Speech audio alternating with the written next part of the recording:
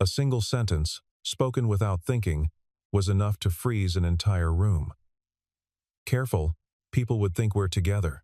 The man in the worn gray jacket took a small step backward, the moment the woman beside him stood too close inside the elevator, and for a heartbeat nobody breathed. The doors had only just opened, releasing a rush of cool lobby air into the crowded hallway, and yet the entire floor seemed to pause, caught somewhere between curiosity and disbelief at what they had just witnessed. Around them, junior staff members exchanged quiet glances, assuming he was simply a maintenance worker trying to keep a respectful distance from the most powerful woman in the company. But she only tilted her head, a calm and unreadable smile settling across her face, and answered him with 4 words that would echo through the building for months to come. Would that be bad? No one in that elevator knew that months earlier, she had already begun quietly searching for the one man who had once saved her life. A man who had never asked for credit, never left his name, and never expected to be found. That single exchange, so small it barely lasted 10 seconds, would eventually rewrite the future of an entire company, and the futures of 2 people who had each spent years convinced that love was something meant for other, luckier lives. Ethan Cole had learned, a long time ago, that the safest place in the world was the one nobody noticed. At 38 years old, he moved through the halls of Sterling Tower with the quiet efficiency of a man who wanted nothing more than to finish his shift and disappear before anyone thought to ask him a question. His hands, calloused and precise, carried a toolbox instead of the blueprints they once held, and his uniform bore the faded stitching of a maintenance department rather than the engraved nameplate of an engineering firm. Years before, in another life that felt as distant as a half-remembered dream, Ethan had been one of the most promising structural engineers to graduate from the Massachusetts Institute of Technology, a young man whose designs had been discussed in university lecture halls and admired by firms twice his age. He had built towers that reached toward the clouds and bridges that people trusted with their lives, and for a while it seemed as though nothing could slow him down. Colleagues from that era still remembered him as the quiet genius who could look at a set of drawings and immediately sense where the weight would fail, a talent so rare that senior partners twice his age deferred to his judgment without argument. He had been engaged to design a suspension bridge in the Pacific Northwest, a project that would have cemented his name among the most respected engineers of his generation. When the winter storm changed everything, and the project passed quietly to another firm, then came the accident that took his wife, a winter storm, and an icy road that no calculation could have prevented, and something inside him simply stopped. He walked away from every blueprint, every award, every voice that begged him to return, choosing instead a life so quiet that even his own reflection sometimes seemed like a stranger. His son, now a grown man building his own life in another state, called every few weeks, and Ethan always answered with the same steady calm, never once mentioning what he had given up. He had found something close to peace in the hum of elevator machinery and the click of a wrench against a bolt, in the predictable rhythm of a job that asked nothing of his heart. Recognition, he had decided long ago, was a currency he no longer wished to spend, because every ounce of praise he had once earned had come attached to a life he could not bear to remember. He preferred the basement corridors of the tower, the quiet maintenance office with its single flickering lamp, the anonymity of a gray uniform that made him invisible to almost everyone who passed him in the hallway. On slow afternoons, when the building settled into its quiet midday rhythm, he would sometimes find himself standing at a window overlooking the city skyline, tracing the outlines of buildings he recognized from another life, wondering briefly what might have become of the young engineer who once believed he could design anything worth trusting. He never lingered on the thought for long, always returning to his work before the memory could take firmer hold. Because dwelling on the past, he had learned, was a door better left closed. Victoria Sterling, 36 years old and already a legend in New York real estate circles, had never once needed anyone to protect her. She had inherited a company built by her grandfather and transformed it into something sharper, faster, and considerably more ruthless than anyone had expected from a woman so young. Reporters called her cold, and she never bothered to correct them, because coldness, she had learned, kept people from asking questions she had no interest in answering. She had never been photographed on a single date, never allowed a rumor to survive more than a news cycle, and never let anyone close enough to see the parts of her that still ached from old wounds she rarely spoke of.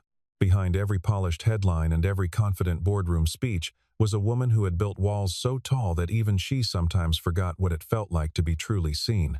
She had taken over the company at 29, following her grandfather's sudden retirement, and had spent the years since proving to a boardroom full of skeptical older men that youth and gender were no substitute for results. She worked longer hours than anyone beneath her, memorized every contract before her lawyers could summarize it, and had earned a reputation for closing deals that seasoned negotiators considered impossible, all while allowing almost no one to see the exhaustion that lived quietly beneath her composure.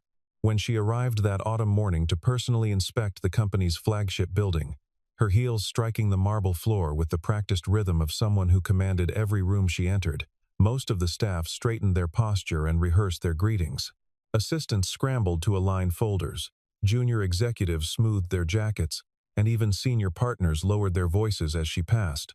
Ethan did neither. He simply kept his head down, tightened a loose panel near the elevator bank, and continued his work, as though the most influential woman in the tower were nothing more than another draft of cold autumn air passing through the lobby.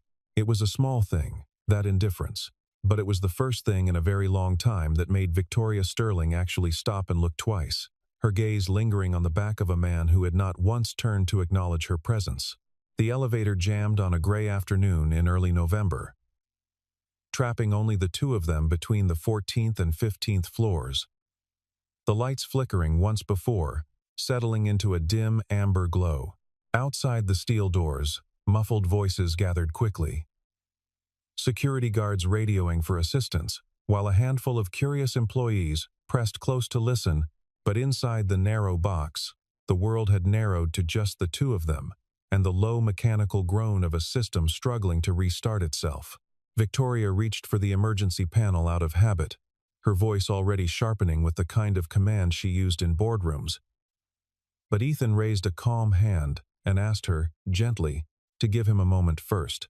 He knelt beside the control box, opened it with practiced fingers, and began speaking to the building's maintenance line in a tone so steady it seemed to lower the temperature of the panic in the room.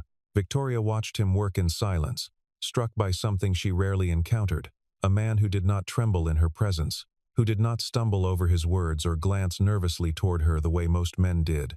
20 minutes passed inside that narrow steel box, 20 minutes during which neither of them spoke more than a handful of words, yet something quietly shifted in the stale, closed air between them. Victoria noticed the steadiness of his hands, the calm precision of his movements, the way he never once raised his voice even as the building's dispatcher grew increasingly flustered on the other end of the line. When the doors finally slid open, releasing them into a hallway lined with anxious employees, Victoria stepped forward without thinking, and found herself standing far closer to him than professional distance allowed. Ethan smiled, an easy, almost boyish smile that softened the tired lines around his eyes, and murmured the words that would follow them both for months. "Careful. People would think we're together." Victoria looked at him for a long moment, long enough that the hallway seemed to hold its breath, and then she smiled back, tilting her chin with quiet defiance. Would that be bad? The question hung in the air long after the elevator doors closed behind them. And by the time either of them reached their offices, the entire company already knew something unusual had happened. A young receptionist named Sarah Whitmore was the first to repeat the exchange to anyone who would listen, embellishing the story with each retelling, until the elevator itself seemed to have become a character in the drama. By noon, 3 separate versions of the encounter were circulating through the building, each one more dramatic than the last, and Ethan found himself the subject of curious glances from employees who had never once acknowledged his existence before that week. By the following morning, the rumor had multiplied a dozen times over, passed from one department to another like a secret too delicious to keep still. Some employees whispered that the maintenance manager was deliberately trying to catch the CEO's attention, while others insisted the opposite, that Victoria Sterling had finally found someone immune to her reputation and was testing exactly how far his composure would bend. A few dismissed it entirely, certain that a woman like her would never look twice at a man in a work uniform. no matter how calm his hands were in a crisis. The story traveled through every floor of the building within a single afternoon, whispered over shared elevators and quiet lunch tables, growing more elaborate with each retelling, until barely anyone remembered how it had actually begun. Victoria did nothing to end the speculation. If anything, she seemed to feed it without ever confirming a single detail, stopping by the maintenance office to ask about a flickering light on the 20th floor, inviting Ethan to a brief coffee meeting under the pretense of discussing building safety, requesting his opinion on renovations for a property she was preparing to acquire. Each encounter lasted only minutes, and each one left the office buzzing with fresh speculation, long after she had returned to her tower suite. Once, she asked him to walk with her through an older wing of the building slated for renovation, listening intently as he pointed out load-bearing walls and outdated wiring that most executives would never think to notice. And for a brief stretch of time, she forgot entirely that she was supposed to be running a company rather than simply listening to a man who loved his work more than he let on. Another afternoon, she found an excuse to visit the basement maintenance office herself, staying far longer than any legitimate business required, laughing at something he said with a genuine, unguarded sound that startled even her own assistant when she returned upstairs. Ethan answered every question professionally and left every conversation exactly on time, never lingering, never allowing warmth to slip too far past courtesy. He understood, better than anyone in that building, how quickly a woman in her position could be torn apart by gossip, and he had no intention of becoming the reason for her downfall. Still, each time she walked away, he found himself watching the door a second longer than necessary, and each time he caught himself doing it, he reminded himself why he had chosen a quiet life in the first place. He told himself the attention would fade, that curiosity always did, that within a few weeks some newer scandal would replace him as the subject of hallway gossip. But something about the way Victoria Sterling looked at him, patient and unbothered by the whispers trailing behind her, made him suspect this particular curiosity might not fade quite as quickly as he hoped, and some quiet, guarded part of him was not entirely sorry about that. The trouble began 3 weeks later, when Victoria prepared to sign off on a multi-billion-dollar development project that would define the skyline of Lower Manhattan for the next 50 years. Ethan, called in to inspect a routine maintenance issue on a lower floor, happened to glance at a set of structural blueprints left open on a conference table, and what he saw made his blood run cold.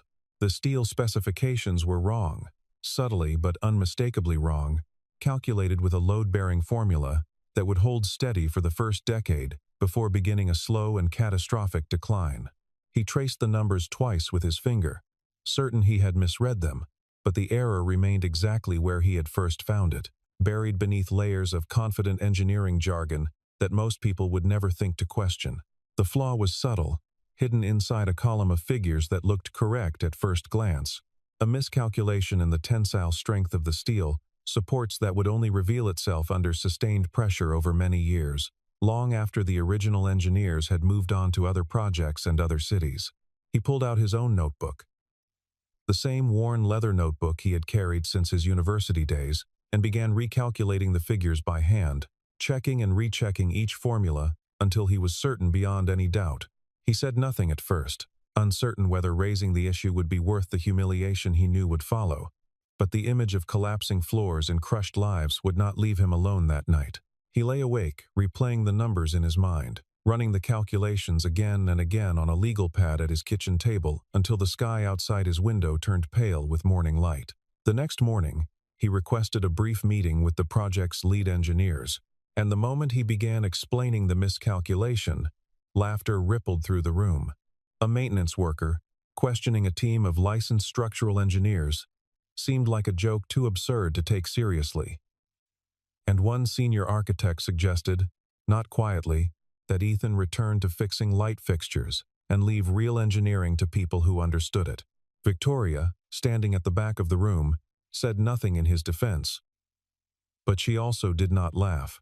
Her eyes moved instead to Ethan's face, studying the quiet certainty there, the complete absence of doubt in a man being openly mocked by professionals who outranked him in every measurable way. Instead of dismissing him, She quietly requested an independent structural audit before signing a single document, overruling 3 executives who insisted the delay would cost the company millions. The room fell silent at her decision, several executives exchanging uneasy glances, unwilling to argue further against a woman whose instincts had rarely failed the company before. One senior partner, a man named Richard Halloway who had run the engineering division for nearly 2 decades, pulled her aside after the meeting and warned her that entertaining a maintenance worker's opinion over his own certified team could damage her credibility with investors. Victoria only thanked him for his concern and told him, in the same even tone she used for every difficult conversation, that she intended to trust the numbers rather than the titles attached to them. The results arrived 11 days later, delivered in a thick manila folder that landed on Victoria's desk just before sunset, and they confirmed every word Ethan had spoken. The independent auditors had found the exact flaw he described, a calculation error that could have collapsed the entire structure within 15 years of completion, endangering thousands of lives and costing the company far more than the delay ever could have. The same engineers who had mocked him now avoided his eyes entirely, suddenly finding urgent reasons to leave meetings the moment he entered them, and the tower that never would have existed under the original design became known, quietly, as the building Ethan Cole had saved before it was ever built. In the weeks that followed, the atmosphere around him shifted in ways he had not anticipated and did not particularly welcome. Employees who had never spoken to him before now greeted him by name in the hallways, and a few of the younger engineers began seeking him out during lunch breaks, hungry for the kind of insight that no textbook could teach them. Richard Halloway, the very executive who had warned Victoria against trusting him, eventually approached Ethan privately and offered a quiet, awkward apology, admitting that he had let pride cloud judgment he should have trusted. Ethan accepted the apology graciously, without any hint of triumph.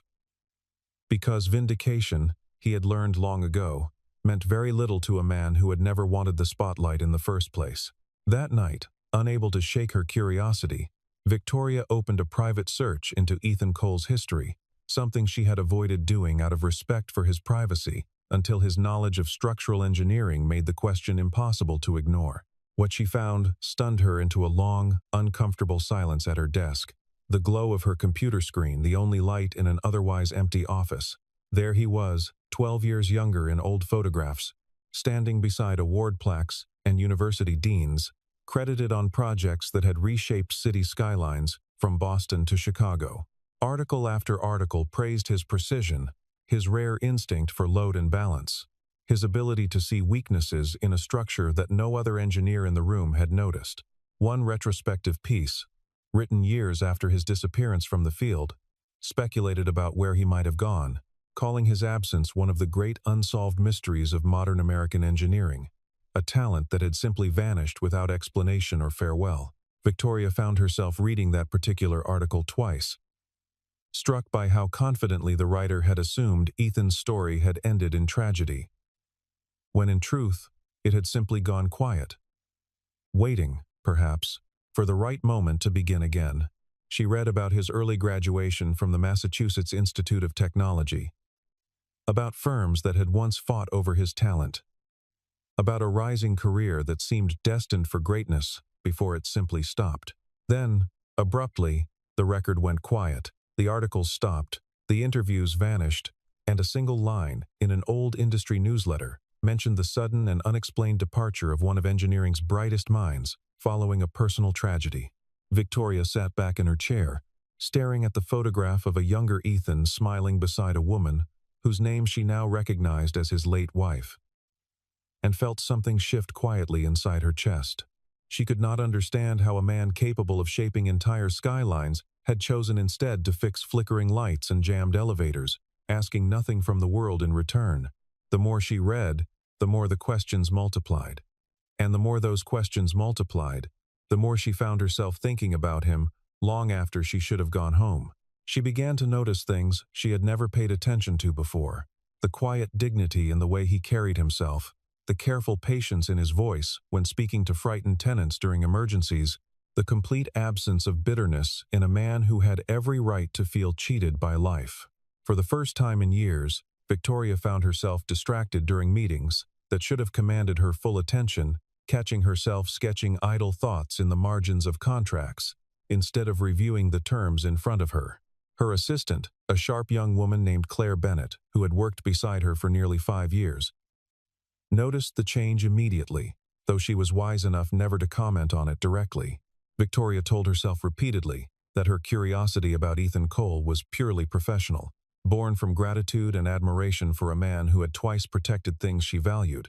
But the quiet flutter in her chest whenever his name appeared on her calendar told a different, more complicated story. Somewhere between the old photographs and the empty silence of her office, Victoria Sterling, a woman who had never let curiosity turn into anything more, felt the first fragile threads of something she was not entirely prepared to name. Victoria invited him to dinner on a Thursday evening, her voice carefully casual as she mentioned a quiet restaurant a few blocks from the tower, the kind of place where no photographers waited outside. Ethan declined, gently but firmly, and something in his refusal carried none of the discomfort she expected from a man avoiding her out of dislike. He offered no excuse, only a quiet apology and a promise to help her with whatever building matter had prompted the invitation in the first place, though both of them understood the invitation had never truly been about the building at all. In the parking garage later that week, after another long day that neither of them had planned to end together, Victoria finally asked him why. The garage was nearly empty at that hour, the concrete pillars casting long shadows beneath the buzzing overhead lights, and their footsteps echoed against the silence as they walked toward their cars, neither one quite ready to say goodnight. "I don't care what people think," she told him, her voice quieter than usual, stripped of its boardroom edge and softened by the dim fluorescent light overhead. Ethan looked at her for a long moment before answering. "I care," he said, "because you're the CEO, and a single rumor could undo everything you've built." It was the first time in years that Victoria had encountered a man who placed her reputation above his own desires, who seemed to genuinely worry about protecting her rather than using her position for his own advantage. She stood there in the cold garage light, watching him walk toward his car, and realized with a quiet, unsettling certainty that she wanted to know everything about him, not because of what he could offer her, but because of everything he had chosen not to take. It was a strange kind of ache, unfamiliar and quietly persistent, the kind that followed her home that night and refused to leave even after she had closed her apartment door behind her. For a woman who had spent years mastering the art of wanting nothing from anyone, the sensation was almost disorienting, and she found herself replaying his words long after the garage lights had gone dark behind her. The memory returned to her slowly, pieced together over several sleepless nights, fragments of a storm from years earlier, surfacing like debris, rising to the surface of dark water. She remembered how young she had still been that night, barely 30, driving home alone from a business dinner along a stretch of highway she had traveled 100 times before without incident. She remembered the screech of tires on a rain-slicked highway, the violent spin of her car as it left the road, the terrifying silence that followed the crash before pain finally announced itself. She remembered a stranger's hands prying open a jammed door, strong and steady despite the chaos, pulling her free from the wreckage seconds before flames began licking at the engine. She remembered his voice, low and calm, telling her she was safe now. And then nothing, because she had lost consciousness before she ever saw his face clearly. For years, that night had remained an unsolved mystery, a debt she owed to a man who vanished before the ambulance arrived and never came forward to claim credit for saving her life. She had searched for him quietly in the months that followed the accident, placing anonymous notices in local papers, asking hospital staff if anyone matching his description had come forward, but the trail had gone cold long before she was strong enough to search properly. Eventually, she had accepted that she might never know his name, filing the memory away in some private corner of her mind, reserved for debts she could never repay. It was an old insurance file, buried deep in her personal records, that finally connected the pieces. A single line, noting the name of a witness who had assisted at the scene before disappearing into the rain. Ethan Cole. Victoria sat frozen at her desk when she found it, the name staring back at her from a page she had read 100 times without truly seeing it, and every quiet, guarded moment she had shared with him over the past weeks suddenly rearranged itself into an entirely different picture. He had saved her life once already, and he had never said a single word.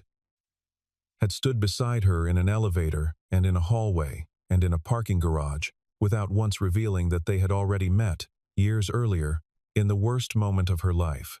She confronted him gently, choosing her moment carefully, watching his face as she described the storm, the wreckage, the stranger who vanished before she could thank him.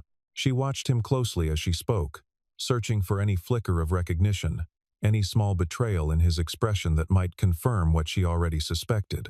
Ethan's expression did not change, but his silence told her everything. His words refused to confirm, and when she finally asked him directly why he had never come forward, he simply said that some things were not meant to be repaid.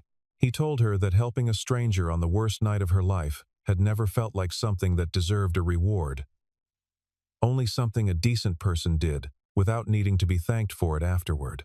Victoria pressed him gently, wanting to understand why he had never once mentioned it, not during their earliest conversations, not even after weeks of growing closer.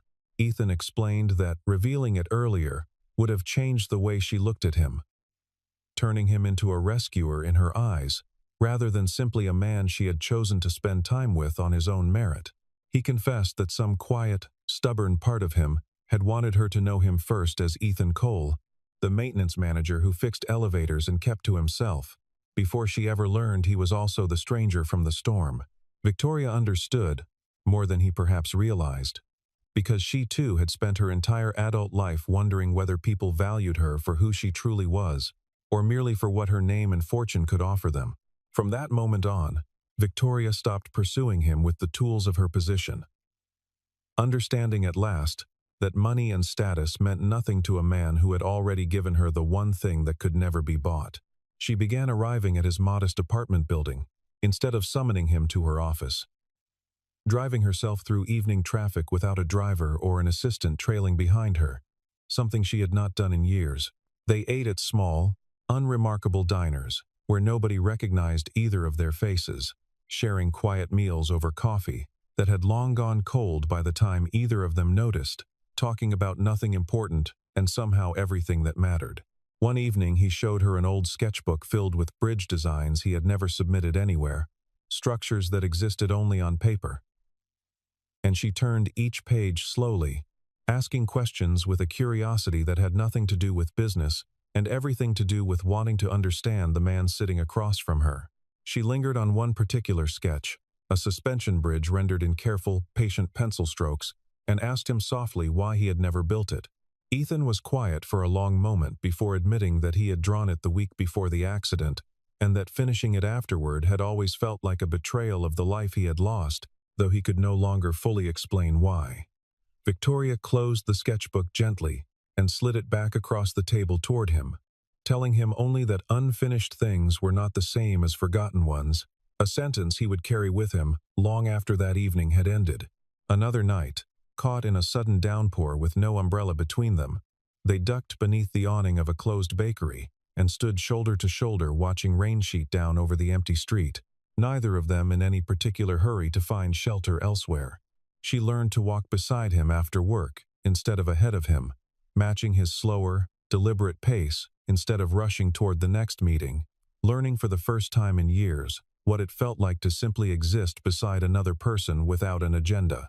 Slowly, carefully, Ethan began to open the doors he had kept locked for years, telling her about the weight of losing a wife he had loved since college, about the strange guilt of surviving when she had not, about the fear that loving anyone again might mean losing them just as suddenly. He spoke haltingly at first, choosing each word as though testing its weight before releasing it into the space between them, and Victoria never rushed him, never filled the silences with empty reassurance. Victoria never interrupted him during these conversations, never offered empty comfort or rushed advice, choosing instead to simply listen, to let his grief exist in the space between them, without trying to fix what could not be fixed. There was something almost sacred in the way she received his words, a stillness in her that he had never encountered in anyone else. And slowly, over the course of that autumn, Ethan began to feel something he had long assumed was gone from him forever. Tentative hope that perhaps his life was not finished being written after all. He told her.